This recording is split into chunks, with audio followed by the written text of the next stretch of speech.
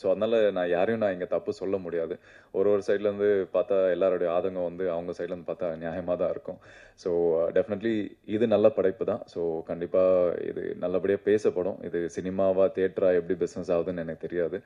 And கண்டிப்பாக ஓடிடியில் வந்தால் எப்படியும் ஸ்லோ பிக்கப் ஆனாலுமே வந்து கண்டிப்பாக அந்த படம் பேசப்படும்னு எனக்கு தெரியும். ஏன்னா நம்ம ஒரு 10 வருஷம் 15 வருஷமாக வந்து சினிமா பார்த்துட்ருக்கோம். சினிமா சின்ன வயசுலேருந்தே பார்த்துட்ருக்கோம். இண்டஸ்ட்ரியில் இருக்கும். ஸோ இதில் கற்றுக்கிட்ட விஷயம் என்னன்னா, எது நல்ல படம் இல்லைன்னு நம்மளுக்கு அட்லீஸ்ட் பர்சனலாக தெரியும்.